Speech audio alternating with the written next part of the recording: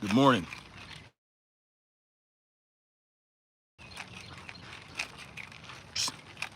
Freedom Family, Freedom Fighters. Snapzilla here, hitting y'all with this quick live stream while I get my ruck on. With all the gear, it's about 80 pounds, 85 pounds. Because I'm not really doing many inclines, it's not rough terrain. I need to start getting back out there and doing that though. Anyway, how y'all doing? Nice and humid, but it doesn't feel too bad. I'm used to the humidity by now.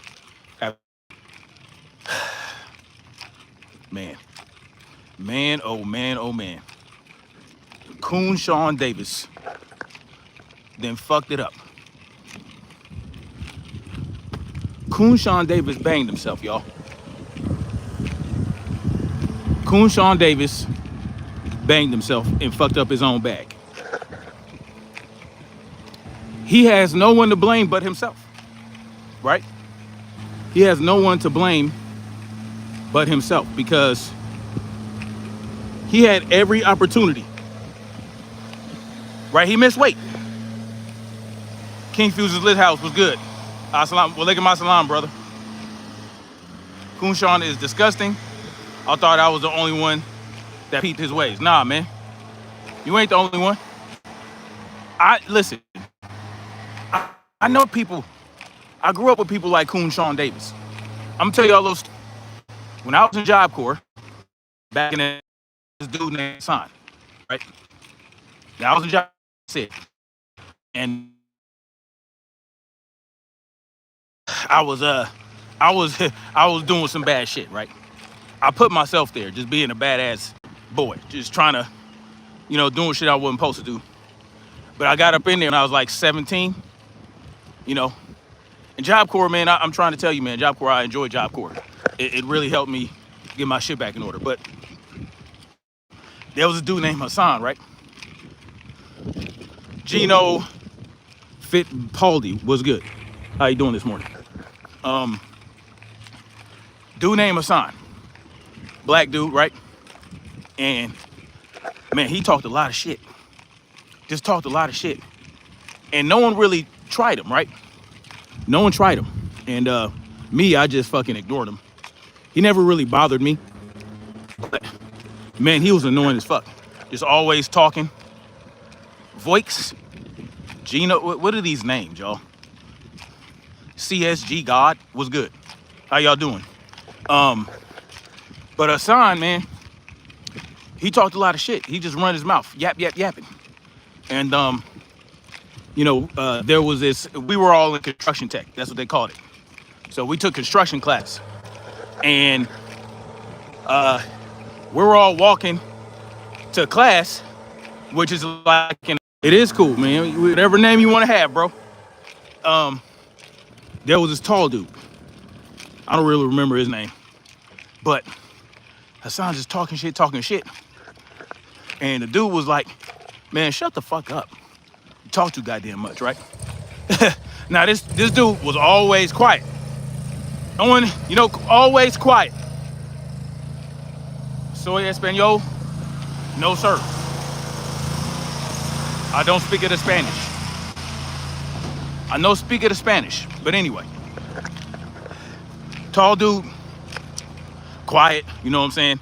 Stuck to himself. But he got tired of hearing Hassan talk all that shit. And he told him to shut the fuck up. So Hassan bucked up on him, right? Bucked up on him. And, was talking shit to him now. And he kind of walked past the dude, bumped him with his shoulder. Dude grabbed his ass up and put his ass in a sleeper hold. It was night from there. We was all laughing. He fell asleep. And dude left him on the sidewalk. And we just left his ass there. You know what I'm saying? And Keyshawn Davis reminds me a lot of him. Right? Like I said, man. And there are other people going through life growing up. You know what I'm saying? And in my opinion, Keyshawn Davis has a lot of growing up to do. Queen Mother Shaquila, how you doing? Good morning to you. So,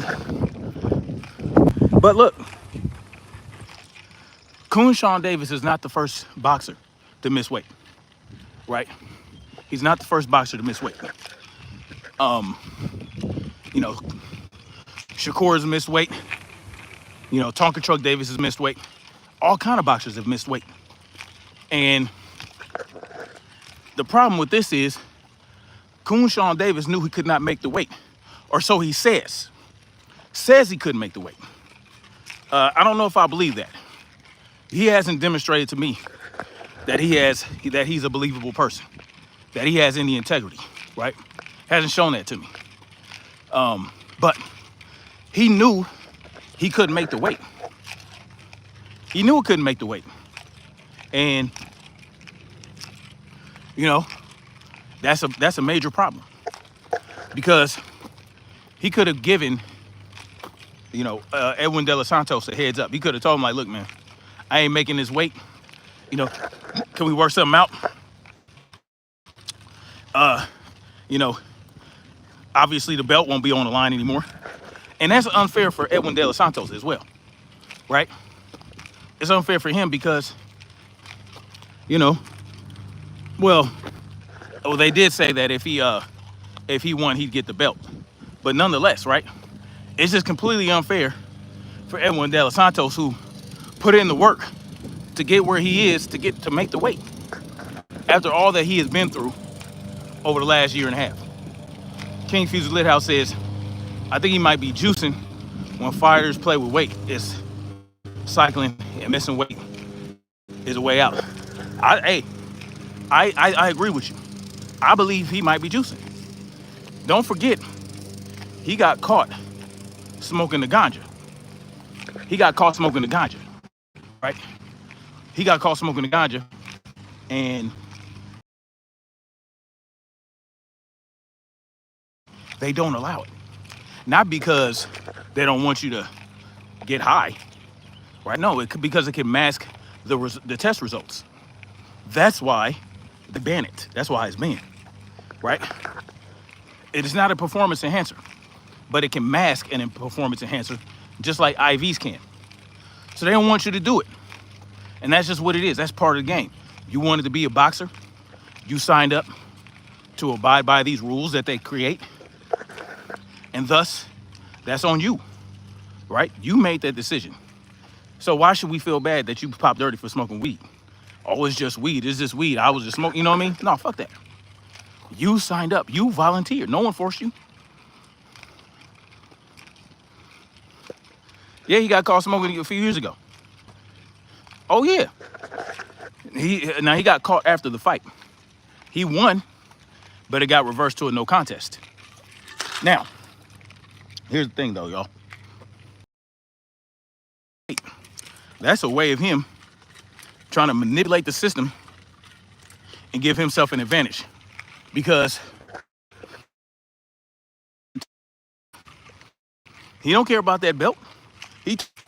He wasn't interested in, you know what I'm saying? So he's manipulating the system. Before he leaves 135, he wants to put the beats by Dre on Edwin De Los Santos, knock him out, and beat him better than Shakur did. But because of coming in overweight, well, you have tarnished that. So it wouldn't prove anything. But here's the problem, right? Listen, this is a dangerous sport. This is a dangerous sport where people die, y'all. Or being on PEDs or being overweight. You come in overweight, you balloon up when you rehydrate, and your opponent busted his ass to get down to weight, and he doesn't have the opportunities that you have to completely rehydrate.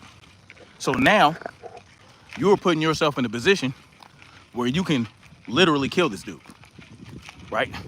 Because you want to, knowing you about to miss weight, because you already missed the weight. You're doing a ceremonial weigh-in. You already know, right? And you get up there smiling and cheesing and flexing like you did something. No, you on that punk shit. So that's just keeping it to that. But here's a problem. There's a pattern with this dude. There's a pattern with this clown, Keyshawn Davis. Because when Ryan Garcia beat Devin Haney after himself coming in overweight, what did he do? He fucking got excited and celebrated. He celebrated Ryan Garcia beating on, beating on Devin Haney. And when Ryan Garcia got popped dirty, when he got caught, you sitting up there saying, oh, it shouldn't matter. You know what I'm saying? You should have still been able to beat him on all this other shit. You're dismissing the PD usage. And this is not too long after you came back from suspension for popping dirty for marijuana, right? But you are so hard up against Devin Haney that you don't give a fuck that Ryan Garcia popped dirty. You don't care, right? You backing up Riri to go against Devin, right? So you already, now you're showing way off, bro. I have no sympathy. I have no, Keyshawn Davis gets no pass, right? It's not going to happen. It's over for that guy.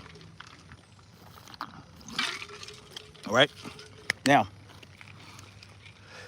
and when Ryan Garcia goes on his racist rant, you get up there with Shakur Stevenson and you try to press him a little bit about, saying racist stuff. And then when he shut your ass down, when he told you we ain't talking about that, I don't want to hear that shit, what'd you do? You shut that shit up, didn't you? You didn't have that Abdullah Mason energy. No. Ryan Garcia told you to shut the fuck up about him being a racist. And you listen, boy. Yeah. Keyshawn Davis was buoyed by Ryan Garcia, the racist drug cheat. And you let it ride because you don't like Devin? Well, you have placed yourself in the category of a coon forever and a day. You call yourself the businessman, but what business are you handling? You can't even handle the business of making weight. And guess what? Now you can't fight tonight. And that is what is called poetic justice. That is the Haney hater curse at work. It is the coon curse at work as well. You behave like a coon, you think you're gonna get a pass? You think they're gonna exalt you? If you side with them, you side with the racist Ryan over your so-called brother. You side with the racist, right? To get points. Because you think, oh, well, they're gonna treat me better. Yeah, if I just shuck and jive, if I just shuck and jive a little bit, tap dance, I'll be right up there at the mountaintop. What's sad is y'all don't understand how they look at y'all. You don't understand. They have less respect for you than they do for the hardcore pro-black motherfucker. DL87 says ban weight cutting and have hydration based weigh-ins like one championship instead. If you were dehydrated in the urine gravity test, the fight is off. That might be the way to have to go. You know what I'm saying? Changes need to be made, but here's the problem. There's too many hands in the pie of boxing. Professional boxing has too many hands that have too much influence on things they shouldn't have influence over, right? And that's the problem. You know, the one championship, you know, it's in and of itself a promotion, and it's the only promotion, right? And then you got a bunch of fighters within that one promotion, right? It's like the NFL and the NBA. You have the commission. You have the owners of the teams, right? It's very top down. It's very organizational. It's very chain of command. You know what I'm saying? Too many bodies and one lineal champion. You got 4 sanctioned bodies with each with a belt, and then you have the lineal. Well, too much manipulation can happen with all these different promotional with all these different sanctioning bodies, and then you have the promotional companies that, you know, that maneuver to get who they want where they want them based on star power and whatever the case may be. And then they hold up fights because, oh, well, they got to let a fight build. Oh, we got to let this fight build up. Instead of letting the best at the best at the best opportunity, what do? They try to drag shit out. That I understand, right? DL87 says this motivates fighters to fight as close to their walk-around weight and prevent weight bullying. It forces you to keep your weight down all year. No major off-season weight gain. I get it. That's the safest way to do it for yourself. Anyway, crash dieting, yo dieting, that's dangerous for your body. No, it's better to have a steady weight, be year-round. You know what I'm saying? Yeah, and fight at your walk-around weight. I get it. I agree.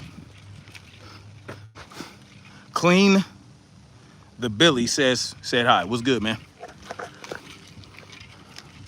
So, listen. Keyshawn Davis is not one of us. Right? He's not. He has demonstrated that he is not on multiple occasions. And I understand, you know, he looks like one of us, right? He looks like one of us, so we have a natural inclination to be like, to make excuses, to find a way out for him. You know what I'm saying? To give him the benefit of the doubt. Well, what has he shown? What has he shown to show that he deserved a benefit of the doubt? He has shown zero contrition. You know, when they interviewed him about missing the weight, zero contrition there. When he was on that scale, flexing his smile and being arrogant, there was no contrition. No, it was him like, yeah, what you gonna do about it? Well, they did what they gonna do about it. They stripped you. You know what I'm saying? They stripped you, and Edwin De Los Santos stopped the fight. Now what you gonna do? What you gonna do? Not that. So, you say you want to go up to 140. Well, no belt now. You have zero leverage.